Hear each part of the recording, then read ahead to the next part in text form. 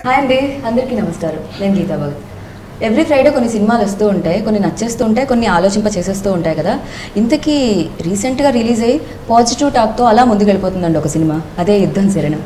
Yes, ఈ cinema గురించి చెప్పుకోవాలంటే దీంట్లో చాలామంది కొత్తగా కనిపించారు. చాలా సంవత్సరాల తర్వాత మళ్ళీ చాలా వెనక్కి వెళ్ళినట్టు అనిపించింది అనమాట. ముందుగా చెప్పుకోవాల్సింది శ్రీకాంత్ గారి గురించి.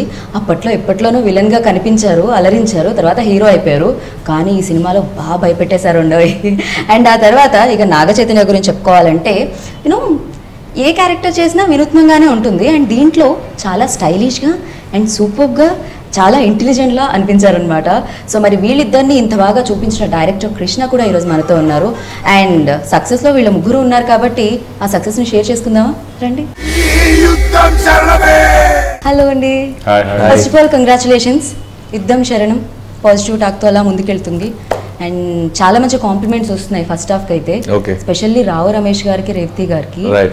అంటే మామూలుగా అయితే ఒక సినిమా రిలీజ్ అయినప్పుడు మీ ఇద్దరి మధ్య అయితే లావణ్య అండ్ మీ మధ్య ఉన్న కెమిస్ట్రీ గురించి మాట్లాడుకోవాలి, కానీ అందరూ వాళ్ళిద్దరి మధ్య ఉన్న కెమిస్ట్రీ గురించి మాట్లాడుకుంటున్నారు.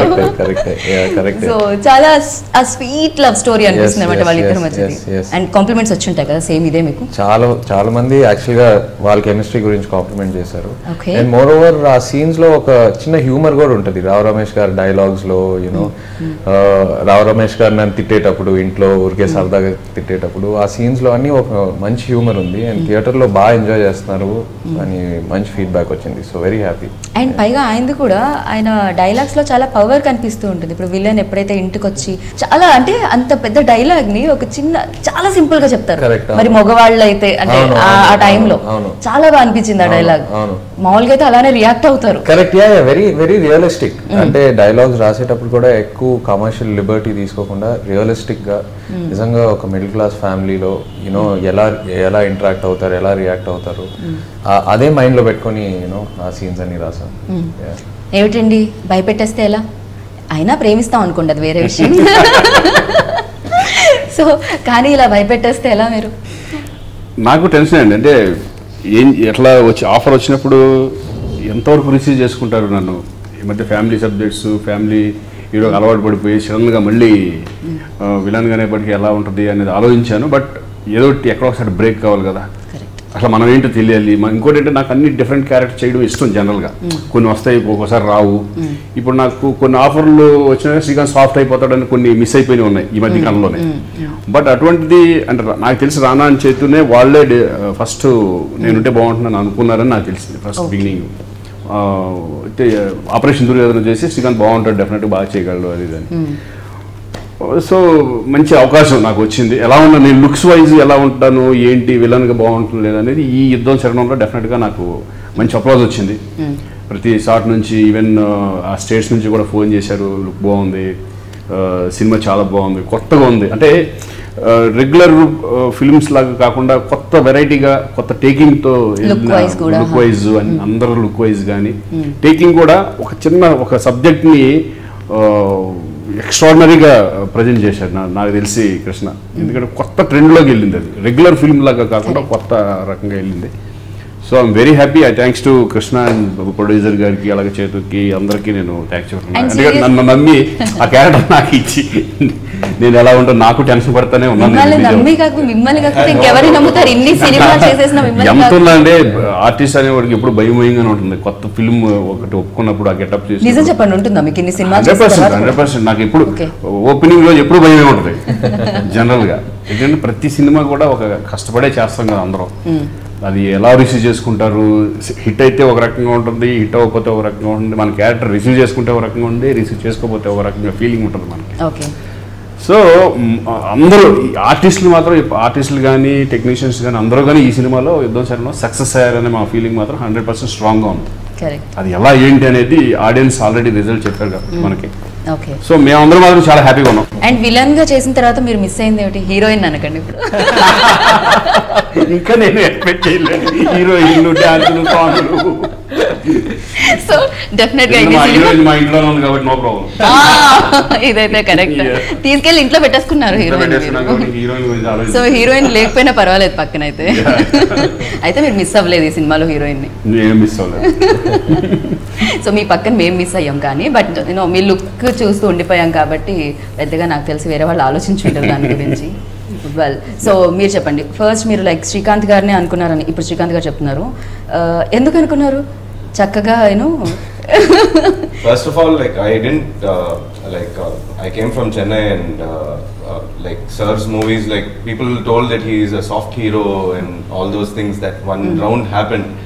But from the time we conceived him for the role and when I went and met him, I had not even one doubt on him. He had the physique and he had the height, every single thing, and the performance skills. I watched Kadgam and Operation Duryodhana. There was like all those doubts. I didn't even have one bit.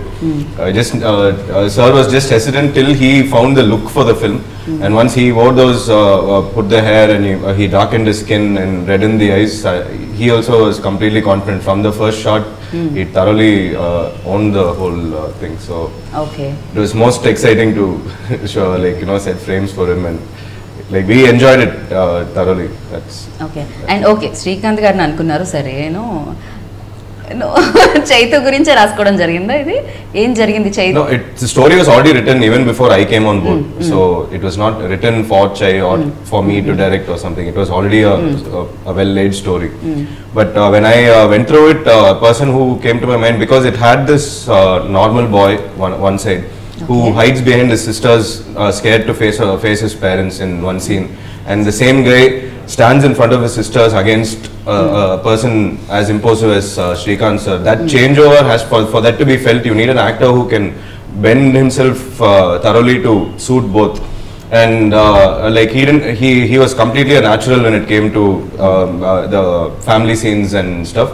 And when such a person takes the lead and comes forward, that's when you really feel a changeover, and I think he did a fabulous job even while shooting that scene. ఒక friend ని పొగుడుతుంటే బాగుందండి. అంటే చెప్పే character అంటే అంతకుముందు చేతు films అన్ని ఒక లవర్ బాయ్ క్యారెక్టర్, బట్ ఈ ఫిల్మ్ లో టోటల్ డిఫరెంట్, కొత్తగా మళ్ళీ అంటే ఏదన్నా చేయగలం అనే కాన్ఫిడెన్స్ ఒక్కొక్క ఆర్టిస్ట్ కి ఒక్కొక్క ఫిల్మ్ ద్వారా వస్తుంది. నాకు తెలిసి యుద్ధం శరణంతో అంటే చూసే వాళ్ళకి కానీ ఇంకా నెక్స్ట్ ప్రొడ్యూసర్స్ కానీ ఓ చేతు ఒక డిఫరెంట్గా వెళ్ళొచ్చు అనే ఫీలింగ్, ఒక మాస్లోకి మెల్లగా వెళ్తూ ఉంటారు, ఒకేసారి వెళ్ళకపోయింది. బట్ ఈ ఫిల్మ్ మాత్రం చేతుకు డెఫినెట్గా ఒక ఆర్టిస్ట్గా మాత్రం మంచి పేరు తీసుకుంటారు. అందరూ అదే మాట అంటున్నారు నిజంగా. అంటే ఇప్పటివరకు చైతన్య చూసింది వేరు, అండ్ ఈ సినిమాలో చాలా లైక్ అంటే యాక్టింగ్ వైజ్ 100% మార్క్స్ ఇచ్చేస్తున్నారు మీకైతే. I'm happy. అంటే ఏం లేదు, రారండోయ్ తర్వాత యాజ్ అన్ యాక్టర్ ప్రతి సినిమాకి I try to give a variation ఉంటే ఆడియన్స్ కూడా ఎక్సైటింగ్ ఉంటుంది ప్రతి సినిమాకి వాట్ నెక్స్ట్ అని. So as an actor that's my only aim, ప్రతి మూవీకి ఏదో ఒక వేరియేషన్. ఎస్, అండ్ ఫ్యాన్స్ గా మేము కూడా అదే అనుకుంటున్నాం, ప్రతి సినిమాకి ఆ కొత్తదనం మాకు కనిపించాలని మీ నుంచి. వెల్, సో శ్రీకాంత్ గారితో డెఫినెట్ గా వర్కింగ్ ఎక్స్పీరియన్స్ సూపర్ గా ఉండుంటుంది, ఎందుకంటే ఆయనకు అంత ఎక్స్పీరియన్స్ ఉంది. సో ఆ ఎక్స్పీరియన్స్ ఏ రేంజ్ లో మీకు ఉపయోగపడింది? సూపర్. అంటే ఐ థింక్ శ్రీకాంత్ గారు was the most senior person on hour set, and Krishna idea చెప్పినప్పుడు నేను చాలా ఎక్సైట్ అయ్యాను. డెఫినెట్గా మన ప్రాజెక్ట్ నెక్స్ట్ స్టేజ్కి వెళ్తుంది, మనందరికీ ప్లస్ అవుతుంది. And at the same time ఒక సీనియర్ యాక్టర్తో పనిచేసేటప్పుడు I think it helps me a lot, ఎందుకంటే వాళ్ళ రియాక్షన్స్ వాళ్ళు ఇచ్చే ఎనర్జీ బాగా సపోర్ట్ చేస్తుంది. To give my reactions or నా బాడీ లాంగ్వేజ్, నా ఎనర్జీ లెవెల్స్ వాళ్ళ మీద రిఫ్లెక్ట్ అవుతూ ఉంటుంది. సో శ్రీకాంత్ గారితో సీన్స్ చేసేటప్పుడు చాలా హెల్ప్ అయింది నాకు, అండ్ చాలా నేర్చుకోవచ్చు సీనియర్ యాక్టర్స్ అని. నిజంగా సార్, మీరు కూడా ఎంత డెడికేటెడ్ గా అయిపోయారంటే ఇప్పుడున్న యంగ్స్టర్స్ అందరూ నేను చూస్తాను ఉన్నాను కదా, చాలా మందిని చూశారు. ఇదివరకే కొంతమంది ఆర్టిస్టులు చాలా డెడికేటెడ్గా పొద్దున్న మార్నింగ్ 7 o'clock and 7 o'clock వచ్చేవాళ్ళు ఉన్నారు, లేట్గా వచ్చేవాళ్ళు కూడా మనం చాలా మంది చూసాం. బట్ ఇప్పుడున్న జనరేషన్స్ ఏంటంటే, ఇప్పుడు నేను చేతులు చూశాను 7 గంటల 7 o'clock అంటే 6:45 అక్కడ ఉండి అంతా రెడీ అయిపోయి ఆ టైప్లో ఉంటున్నారు. మాకు కూడా నాగార్జున గారి ఫ్యామిలీలో ఎవరితోన్నా ఇంటర్వ్యూ అంటే భయం, ఎందుకంటే అంత డెడికేటెడ్గా వర్క్ మీద అంత సిన్సియరిటీ అనేది ఈ మధ్యకాలంలో చాలా మందిలో చూశాను. అలా చేతు ఒకడు, ఎందుకంటే అది తప్పితే వేరే ధ్యాస నాకు కనపడలా చేసినంతసేపు. బట్ దాన్ని చేయడం, దాన్ని మళ్ళీ డైలాగ్స్ని ప్రిపేర్ ఎలా ఉండాలి, ఎలా చేయాలి ఏంటి అని ఈ డిస్కషన్ డైరెక్టర్తో చేయడం, ఇవన్నీ నాకు చాలా బాగా అనిపించింది. అండ్ సెట్స్ లో ఎలా ఉండేవారు? ఫ్రెండ్స్ కింద ఉండేవారు లేకపోతే ఆ డైరెక్టర్ హీరో రిలేషన్ ఉండేదా? No, we were like friends only, and not just me and him. The whole unit was like a bit of friends only. Our cameraman, our line producer Kartikeya, and everybody who was working had this very cordial relationship, and it was pretty much an open table. Like middle of the take, he'll just stop and say, "What the hell? Why should I tell this line?" He'll ask. అదే wrong అనిపిస్తే ఇంకా open గా చెప్పేయటం, లోపల దాచుకొని తర్వాత pack up అయిన తర్వాత చెప్పడం అలా ఏంటి. సో పైగా ర్యాప్ ఉంటుంది కాబట్టి చాలా ఈజీగా చెప్పారు. నాతోనే కాదు, అంటే హోల్ సెట్ ఎన్వైరన్మెంట్ అలాగే ఉంది. And he was also very welcome to hearing inputs about his acting. If you don't like it, just tell it openly. He gave us that freedom to do that, and every day of shoot was really fun. Like he even if there's pack up at 5:30 for him and half an hour was there, he would still hang around seeing what else is happening. Those things for a director, when a hero stays back to see what is happening, it's like extremely. And even while leaving, he'll be like bye like that. It'll take it'll take that 5-10 minutes extra. వెళ్ళాలనిపించదు కదా అండి. అంతే కదా. So అలాగే రావు రమేష్ గారి గురించి, రేవతి గారి గురించి మనం డెఫినెట్ గా మాట్లాడుకోవాలి. అండ్ వాళ్ళిద్దరు అంటే మీ పేరెంట్స్ గా చేస్తారు అన్నప్పుడు మీ వెంటనే లైక్ రియాక్షన్? Very happy. అంటే మనం స్క్రిప్టింగ్ ఫేజ్ లో ఉన్నప్పుడు యాక్చువల్గా అనుకోలేదు రావు రమేష్ గారు, రేవతి గారు ఇట్లా ఇంత పెద్ద కాస్ట్ మనకి దొరుకుతారని. బట్ సాయి గారు వినిన తర్వాత హీ రియలీ ఎంకరేజ్డ్ అస్. పర్వాలేదు వెళ్ళి చెప్పు, budget and all, don't worry, సినిమాకి డెఫినెట్గా హెల్ప్ అవుతుందని. ఎందుకంటే ఫస్ట్ హాఫ్లో ఫ్యామిలీ సీన్స్ ఇవన్నీ బాగా కనెక్ట్ అవుతేనే సెకండ్ హాఫ్లో రివెంజ్ అదంతా బాగా వర్కౌట్ అవుతుంది. సో డెఫినెట్లీ వాళ్ళ కాస్టింగ్ వల్ల it helped a lot. And more than anything మీరు చెప్పినట్టు ఒక మంచి కెమిస్ట్రీ కనిపించింది ఆన్ స్క్రీన్. ఒక రియల్ ఫ్యామిలీ, ఒక very nicely well connected family, with good family values. నిజంగా అదంతా బాగా రిఫ్లెక్ట్ అయింది వాళ్ళ వల్ల. So it was very helpful. And Lavanya, అది కూడా మీ మధ్య ఉన్న ఆ కెమిస్ట్రీ కూడా మాకు కనిపించింది. ఏంటది, కళ్ళు చూసి డైలాగ్ నేను చెప్తే ఇప్పుడు నన్ను కొడతారేమో మీ ఫ్యాన్స్, నీ కళ్ళు చూసి ఉండిపోతాను, అక్కడ బాగుంటుంది. So yeah, even the love story we wrote it with a very realistic approach. The trick was we had space for a love story and a family story. It was little limited, so to spin it along with the family, so like you said, there was more chemistry between Ramesh sir, so that was more important for the script, because in the end of the day, the soul of the film was the parents. That's why the love story was spun around their story as well, like and that was tricky, but it ended up very well. Like even though it was the narrative, though the stories between the boy and the girl, it's told through the parents and the family finding out and stuff like that. So that part was, I enjoyed that part. చిన్న scenes like Rakhi scene కూడా ఒక scene ఉంటుంది, చాలా బాగా work out అయింది.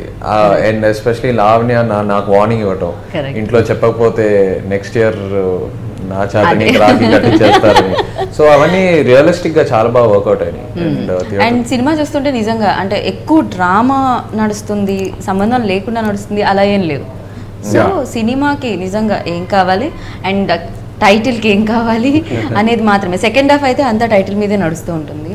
So మీ మీద చాలా చాలా కోపం వచ్చింది ఎక్కడంటే గ్యారేజ్ అది లోపల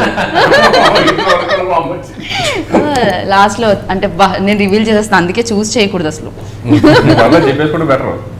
సో లాస్ట్ లో లైక్ చైతు వచ్చిన తర్వాత తను పట్టుకొని అండ్ కొట్టే సీన్ ఒకటి ఉంటుంది, అంటే వాళ్ళ పేరెంట్స్ ని ఎలా చంపారు అని చెప్తూ ఉంటారు. ఇంత క్రూరత్వమా ఏంటి అసలు, శ్రీకాంత్ గారేనా చూసేది, ఏం జరుగుతుంది ఇక్కడ అనుకునే అనమాట ఆ రేంజ్ లో. Special first of drone scene ఒకటి ఉంది చూడండి, చాలా ఎక్స్ట్రాడినరీ. అది కళ్ళ బ్లీడ్ వచ్చింది నిజంగా చెప్పాను. అంటే ఆ ఫీల్డ్ లో ఒక తెలియన వెళ్ళి ఒక కాపాడడం, ఒక ప్రెగ్నెన్సీ లేడీ మొత్తం ఇదవుతుంటే కనుక ఇది చేయడం, అది సూపర్ అన్నమాట. బట్ అసలు థాట్ కి హ్యాట్స్ ఆఫ్ చెప్పాలి నిజంగా. అంటే నాకు ఇప్పటి వరకు ఏం తెలుసు అంటే, నేను ఎప్పుడు మన సినిమా షూటింగ్ లోనే చూసాను. సో దానికి మించి దాన్ని అలా కూడా యూజ్ చేస్తారని నాకు తెలియదు. అదే ఏదో కొత్తగా చేయాలనుకున్నాము, రొటీన్ గా ఒక అమ్మాయిని కాపాడడం, ఆ డ్రోన్ ఉపయోగించి. అప్పటి వరకు ఎందుకు డ్రోన్ తో ఎందుకు ఆడుకుంటున్నాడు, ఫాదర్ తిట్టడం ఇవన్నీ, దాన్ని ఒక్కసారి ఆ ఫీల్ తర్వాత ఆయన రావు రమేష్ గారు చేసిన ఎక్స్ప్రెషన్స్ కానీ అన్ని చాలా ఎక్స్ట్రాడనరీ నిజంగా. ఫస్ట్ లో అనిపిస్తుంది నిజంగానే డ్రోన్ తో ఎందుకు ఇంత టైం స్పెండ్ చేస్తున్నారు, కింద గొడవ జరుగుతున్నా ఆయనకి వినిపించట్లేదు అంటే. అది ఒక క్యారెక్టర్ లా డిజైన్ చేసాం డ్రోన్, జస్ట్ ఊరికే ఒక ప్రాపర్టీ లా కాకుండా we want to make it a character. So ఆ డ్రోన్ యాక్షన్ సీక్వెన్స్ స్టార్టింగ్ నుంచి అనుకున్నాం, డ్రోన్ ని యూజ్ చేస్తే యాక్షన్ లో డెఫినెట్ గా కొత్తగా ఉంటుంది అండ్ రియల్ లైఫ్ లో చాలా మంది వాడుతున్నారు యాక్చువల్ గా like governments it is the way forward. Defence కోసం యూజ్ చేస్తారు. And even the hero's character, there is a changeover in that also. Like he appears like a selfish guy who's just into his gadgets. Correct. The parents appear like they're socially responsible while, but when they realize that what he's doing is going to help to their cause, that's when that that one acceptance happens between the father and son. So everything was emotional at the end of the day. The drone, everything, like when it boils down to emotion in the end, I think that's when the power of it. Like definitely గా యుద్ధం అంటే హీరోనే గెలవాలి, అదే జరిగింది. ఒకప్పుడు villain గా చేశారు, ఆ తర్వాత బోలెడన్ని సబ్జెక్ట్స్ మాకు హీరోగా కనిపించారు, అలరించారు. అండ్ యుద్ధం శరణం అనేది మళ్ళీ విలన్ గా రీఎంట్రీ ఇవ్వడంతో సో ఎంత సాటిస్ఫాక్షన్ ఇచ్చింది అనుకోవచ్చు? ఆర్టిస్ట్గా డెఫినెట్గా సాటిస్ఫాక్షన్ అనేది 100% అండి. ఎందుకంటే బిగినింగ్లో సేమ్ ప్రెసిడెంట్ గారు వెళ్ళడం నాకు మంచి పేరు వచ్చింది అప్పట్లో. కరెక్ట్గా సీతారత్నం గారి తర్వాత పెద్ద హీరో ఫిల్మ్ రావడం నాగార్జున గారు అప్పట్లో నాకు. మళ్ళీ తర్వాత ఈ ఫిల్మ్ యుద్ధం శరణంతో మళ్ళీ విలన్గా నేను ఎంట్రీ అవ్వడం అనేది హ్యాపీ నాకు. బాగుంది, మంచి క్యారెక్టరు, మంచి గెటప్. ఓకే, శ్రీకాంత్ సాఫ్ట్ కాదు, సీరియస్ అనేది మాత్రం ఈ సినిమాలో నాకు అందరికీ తెలిసింది అనేది మాత్రం నాకు వచ్చే ఫోన్ బట్టి నాకు తెలిసింది. కానీ రియల్ లైఫ్ లో మీరు చాలా సాఫ్ట్ కదా. రియల్ లైఫ్ లో సాఫ్ట్ మరి రియల్ లైఫ్ లో అలా ఉన్నామంటే తేడా వచ్చేస్తాం మరి. అదే కదా. వెల్, సో నాగార్జున గారికి లైక్ తర్వాత చైతుతో ఇద్దరితో విలన్ పోటీగా నుంచోబెట్టారు. ఇప్పుడు డెఫినెట్ గా విలన్ ఎంత స్ట్రాంగ్ గా ఉంటే హీరో అంత స్ట్రాంగ్ అవుతాడు. రావణ్ అంత స్ట్రాంగ్ లేకపోతే రామ్ అంత స్ట్రాంగ్ అయ్యేవారు. అంతే కదా, ఇప్పుడు ఏమి లేకుండా స్ట్రాంగ్ లేకుండా కొట్టుకుంటూ ఉంటే చాలా చాలా అంటారు. కరెక్ట్. సో అండ్ చైతుతో వర్క్ చేయడం మళ్ళీ నాగార్జున కనిపించారా మీకు కొంచెం అలా ప్రొఫైల్ తిరిగినప్పుడు, ఇటు తిరిగినప్పుడు, అటు తిరిగినప్పుడు? నేను అంటే ఫిల్మ్స్ కలిసి చేయకపోయి ఎప్పుడు కలుస్తూ ఉంటాం ఫంక్షన్లోనూ వాటిలో ఇట్లో. బిహేవియర్ చక్కగా నీట్ గా వాళ్ళు పద్ధతిగా ఉంటాం, ఇవన్నీ కూడా చాలా గుడ్. ఈ మధ్య ఏంటంటే ధైర్యం ఎక్కడ ఉంది అంటే మేము వెంటనే వారాహి వాళ్ళ దగ్గర ఉంది అని చూపిస్తున్నాం అనమాట. బికాజ్ వాళ్ళన్నీ ప్రతిదీ కొత్త డైరెక్టర్ ని ప్రోత్సహించడం, కొత్త స్టోరీని ముందుకు తీసుకెళ్లడం వాళ్ళకే చెల్లుతుందేమో. చాలా ధైర్యం ఉండాలి ఒక రకంగా. అదర్వైజ్ ఇవాళ రేపు ఏదైతే కమర్షియల్ ఎలిమెంట్స్ ఉన్నాయో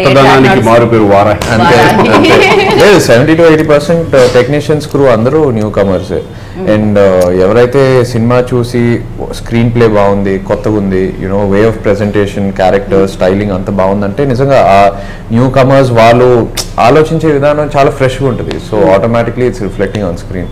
సో ఇండైరెక్ట్ గా వారాయికే థ్యాంక్ యూ చెప్పాలి, అందరినీ ఎంకరేజ్ చేసి సపోర్ట్ చేసి కావాల్సింది ఇచ్చి. ఓకే, సో కావాల్సింది ఇచ్చారండి. Every single thing. He's the best producer you can find, seriously. Okay, కావాల్సింది ఇచ్చారా లేకపోతే మీరు ఎక్కువ తీసుకున్నారా? అదే balancing. Okay, so first film experience ఎలా ఉంది? మీకు కూడా యుద్ధం చేసినట్టుందా లేకపోతే? No, Yuddham was creatively only. But I had a very good flow in work. Work never stopped at anything. Whatever was required was provided before.